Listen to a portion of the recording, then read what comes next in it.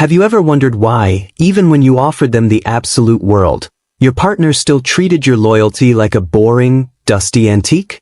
It's a sickening realization, isn't it? That for them, your devotion wasn't a prize to be protected. It was just a cage they were dying to break out of. Let's talk about the hunger that never sleeps, the one that makes them always look for more. You remember the early days, don't you? When you thought you were the only one who could ever truly satisfy them. You believed you were special, the final destination in their long, lonely journey. But the truth is, the destination doesn't exist for them. They are nomads of the heart, constantly moving, constantly consuming, because they are terrified of the silence that comes with peace. We need to stop romanticizing this behavior as a mistake or a lapse in judgment. When someone fundamentally cannot be satisfied by one person, it isn't a personality quirk. It is a structural failure of their character. It is an internal void so massive that no amount of external validation, no amount of affection, and no amount of sexual conquest will ever be enough to fill it up. Think back to the moments where you caught them, or suspected them, of looking elsewhere. The lies, the gaslighting, the cold eyes staring back at you as if you were the problem. You were trying to build a home, and they were busy looking for a hotel. It's painful to acknowledge, but you were never the partner in this dynamic. You were just a temporary fixture in their temporary world. Why do they do it? It's easy to blame the sex, but that's just the surface. For a person like this, sex is not an act of intimacy or connection. It is a performance. It is a transaction. They are collecting moments of validation to prove to themselves that they are still desired, still relevant, and still in control. It is an animalistic drive, devoid of the human warmth you craved. You have to ask yourself, were you ever really in a relationship, or were you just a spectator to their endless, manic audition? They needed the applause of many to drown out the sound of their own insignificance. Every new interaction was a hit of dopamine, a quick fix to soothe a restless spirit that doesn't know how to be still, how to be honest, or how to truly love another person. I know it hurts to hear this. I know you want to believe there was a version of you, a way you could have acted, or something you could have changed, that would have kept them focused only on you. But you need to let that heavy burden go. They weren't hunting for someone better, they were simply hunting for a new reflection. You were never the problem. Their hunger was the problem. When you look at the patterns now, you start to see it clearly, don't you? The charm that felt so magical was actually a lure. The intensity that felt like true love was actually a trap. You were being reeled in, not to be loved, but to be used as a stabilizer while they kept their options open for the next thrill. It's a hard pill to swallow, but clarity is the beginning of freedom. We aren't here to judge them, but we are here to analyze the reality of their nature without any sugarcoating. This behavior, this inability to commit, it creates a specific kind of trauma in you. You walk on eggshells, wondering what else they are hiding, always fearing the next betrayal. That isn't a life, that is a prison sentence. And today, we are finally going to open the doors. You have been carrying the weight of their secrets for too long, haven't you? You have been quiet, trying to protect their image, trying to keep the peace. But the peace was a lie. The image was a mask. Today we peel that mask back. We look at the mechanism behind the madness. It is time for you to understand exactly what you were dealing with, so you can stop blaming yourself. Let's get into the psychology of this, because it isn't about sex drive. It is about control.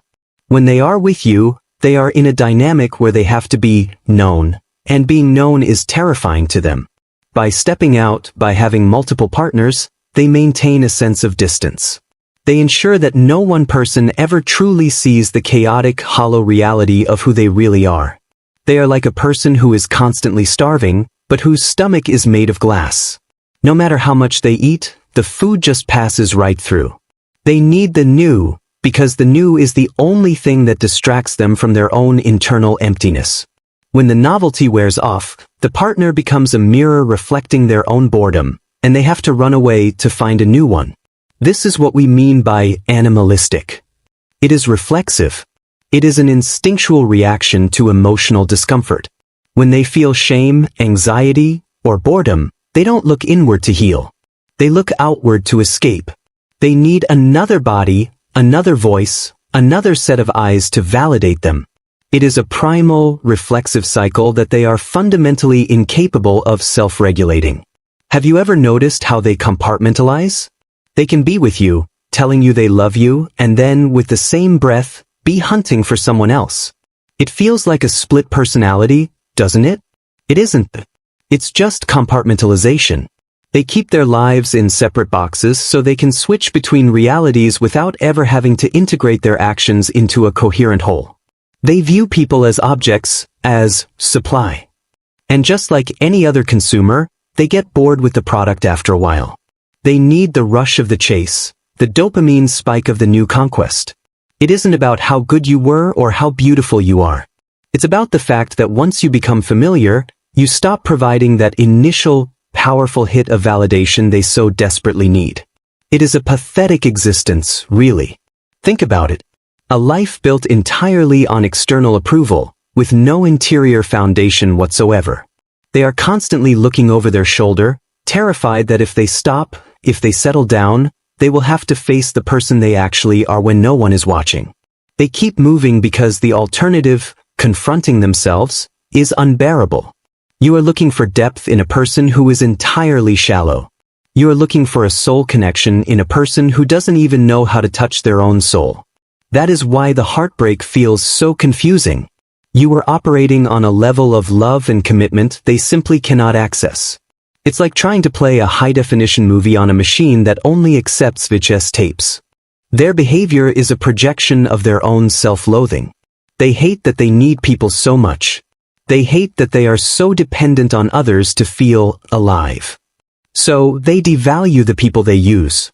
They treat you like garbage, not because you are trash, but because they have to minimize your worth to justify their own need to discard you and go chase someone else. It's cruel. And the worst part? They believe their own lies. In the moment they are betraying you, they genuinely convince themselves that you are the problem. Maybe you were too clingy, or too critical, or not fun enough. They rewrite the history of your relationship in real time to absolve themselves of guilt. You were never given a fair chance because the game was rigged from the start. This is the reality of the narcissist's intimacy. It is a temporary alliance against the world, nothing more. They are allies only as long as you provide the supply they need. As soon as you require empathy, support, or genuine commitment, you become a liability. You become something to be discarded. They are not looking for a partner, they are looking for a reliable, temporary shelter. Everything was fine until it wasn't. You remember that specific moment, don't you? The moment the mask slipped, or the evidence became too impossible to ignore. Maybe it was a text message, a shift in their tone, or that sinking feeling in your gut that you couldn't suppress anymore. That was the turning point. The moment the dream started to crumble and the reality hit you like a wave. They didn't apologize, did they? They probably got angry. They turned the tables. Suddenly, the conversation wasn't about their betrayal, it was about your insecurity or your lack of trust. They made you feel like you were the crazy one for noticing that the sky was blue. That is the genius of their manipulation. They make you doubt your own eyes to keep their secrets safe. You started investigating, didn't you? Searching for answers, looking for patterns, trying to piece together a reality that made sense. And the more you looked, the more you realized that the story you were told was a fantasy. They had been leading a double life, maybe even a triple life. It's a cinematic betrayal, the kind you see in movies, but here it was, happening in your living room. The betrayal wasn't just the act, it was the deception. It was the way they could look you in the eyes, smile, and touch you while holding a secret that would destroy you. That is the part that haunts you. How could a human being do that? How could they switch off their humanity so completely? The answer is simple, they weren't turning it off. It wasn't there to begin with. The power shifted the moment you realized the truth. For a long time, they held the power because you were playing by the rules of love, while they were playing by the rules of a con artist. But the truth is a light, and light is the one thing they cannot stand. Once you saw what they were, their control over you began to snap. It wasn't immediate, but the end had begun. They sensed it too. That's when the discard started to escalate. They couldn't stand the fact that you were waking up. They started picking fights, creating chaos, trying to provoke you into a reaction so they could play the victim. They needed to make you the villain so they could leave with their ego intact. They needed a reason to justify their next move to themselves. You saw them become someone else, didn't you? A stranger. The charm vanished, replaced by a cold, sharp irritability. It's like watching a movie where the hero suddenly morphs into the monster. You realize that you never knew them at all. You knew the projection, the mirror they held up to keep you interested. The real person underneath was something else entirely. The turning point is when you stop trying to convince them to be better. You stop trying to explain your pain, because you realize they don't care about your pain. Your pain is just noise to them. It is an annoyance. It is an obstacle to their pleasure. That is the moment you truly grow up. That is the moment you start to reclaim your own narrative from their toxic grip. It's terrifying, isn't it? To realize that the person you trusted with your heart was actually the person most likely to break it. But there is also a strange, quiet power in that realization. You are no longer guessing. You are no longer wondering. You are no longer trapped in the maybe. The mystery is solved. The horror is identified. And now you can finally start to heal. You are standing on the edge of a precipice. Behind you is the life you thought you had, the lies you lived in, the confusion. In front of you is a dark, scary, but honest world. A world where you don't have to look for traps. A world where you can finally trust your own gut again. The turning point is the choice. Are you going to keep looking back, or are you going to walk? Let's talk about the collapse, because it's inevitable. Their life is a house of cards. They keep adding floors, piling up lies, collecting new people, but the foundation is rotting. Eventually, the weight becomes too much. The stories stop matching up. The people they've used start talking. The reality of who they are starts to leak out, and the structure begins to fail. You see them spiral, don't you? It might not be visible to the world yet, but you see it. The restlessness is turning into chaos. The charisma is becoming strained. They are working harder and harder to keep the illusion alive. It's an exhausting way to live, always running, always performing, always afraid that someone will finally call their bluff. It's a pathetic, hollow trap. And what happens to their victims? What happens to you? The consequences are real. You lose trust in yourself. You lose faith in intimacy. You feel like you've been hollowed out. But listen to me, that hollow feeling isn't permanent. It is just the space left behind when the toxicity was removed. You aren't broken. You are just recovering from a very specific kind of poison. They won't change even when the collapse happens. They won't look at their reflection and think, I need to fix this. They will look at the wreckage and blame the winds. They will say the people they used were too sensitive or unstable. They will find a new group of people, a new set of mirrors, and they will start the whole miserable process over again. It is a loop, a broken record. The tragedy isn't that they lost you. The tragedy is that they lost the capacity to ever have anything real. They will go through life collecting people like trophies, but they will never know the warmth of being truly, deeply, honestly known by another person. They will die surrounded by fans and admirers, but they will be completely and utterly alone in their own skin. You might feel a urge to warn the next person. Don't. It's a waste of your precious energy. They won't listen, just like you didn't listen in the beginning. The narcissist has to run their course until they hit the wall.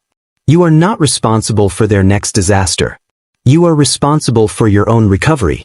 Save yourself. That is the only mission that matters right now. The consequences of their lifestyle are not just emotional, they are existential. They lose their history. They lose their authenticity. They become a caricature of a person, defined only by what they can take from others. When they get old, when the looks fade, when the charm stops working, they will be left with nothing but their own company. And that is a punishment far worse than any you could inflict. They treat people like disposable tissues, but they are the ones who are truly disposable. They are replaceable to the people they use, and they are forgotten once their utility ends. There is no legacy here. There is only a trail of broken hearts and empty rooms. It's a sad, shallow existence, and you should be grateful that you are no longer part of it. You escaped the sinking ship. It feels like a loss, but it is actually a liberation. Every day you are away from them is a day you get back a piece of yourself. You are shedding the skin of the person they wanted you to be. You are reclaiming your truth. It's a slow process, but it's real. You are building a new foundation, one that isn't based on their whims or their hunger, but on your own worth. Look at the damage and see it for what it is. A warning. A sign that you were capable of loving something that didn't deserve it. That is a testament to your capacity for love, not your weakness. You have a heart that gives, even when it shouldn't. Now, you just need to learn how to guard that heart, how to hold it for someone who will actually know how to hold it back. Now that the dust has settled, look at who you are. You survived the storm. You faced the narcissist, you saw the hollowness, and you didn't let it destroy you. That is a victory. It's a quiet victory, one that doesn't make noise, but it is a victory nonetheless. You are stronger than you were, deeper than you were, and far more aware of the traps that life sets for the kind-hearted. Healing isn't a straight line. It's a jagged, messy, beautiful climb. Some days you will miss the mask they wore. Some days, you will be angry at the time you lost. That is okay. Let yourself feel it. The feelings are not the enemy, they are the path. They are the proof that you are human, that you can feel, that you can grow. They are the evidence that you have a soul. You need to start forgiving yourself. Forgive yourself for not knowing what you couldn't have known. Forgive yourself for staying too long. Forgive yourself for wanting to believe in the best of them. You were trying to love. There is no shame in that. The shame belongs to the person who exploited that love. Keep the lesson but let go of the guilt. It does not belong to you. Reclaim your space. The space they occupied in your mind, in your heart, in your home. Take it back. Fill it with things that bring you joy, things that are real, things that are yours. Do the things you couldn't do when you were walking on eggshells. Be the person you were before the fear set in. You are still there, waiting for yourself to come home. Trust your intuition. It was screaming at you for months, telling you something was wrong, and you silenced it to keep the peace. Never do that again. That inner voice is your compass. It is your truth. It is the only thing that will never lie to you. Listen to it. Honor it. It will lead you away from the wolves and toward the people who actually see your value. You are worthy of a love that is steady, a love that is honest, and a love that is focused. You are worthy of a partner who doesn't need a parade of others to feel whole. You are worthy of someone who is proud to be with you, who protects your heart, and who finds in you everything they need. Don't settle for the hungry ghosts anymore. You deserve the feast. Stop trying to understand them. They are not a puzzle to be solved. They are a disaster to be avoided. The more you analyze them, the more time you give them. The more you focus on their why, the less you focus on your now. Let them go. Let them continue their hollow hunt. Your life is waiting for you, and it is far too precious to be spent analyzing the void. You have a story now, a powerful one. It's a story of survival, of wisdom, and of reclamation. One day, you will be able to share this story, not with bitterness, but with a quiet, steady strength. You will be able to help someone else who is trapped in the same maze you escaped. That is the final stage of healing, turning your pain into a light for others who are still in the dark. Stand tall today. You are not the victim of their story, you are the hero of your own. You have walked through the fire and you have come out the other side. You are wiser, you are clearer, and you are finally free. Take a deep breath. Feel the air in your lungs. It is yours. Everything is yours. And the best part of your life is only just beginning. The narcissist will always be hungry, forever chasing a horizon they can never reach. Let them run. You have found your home within yourself, and that is a place no one can ever take away.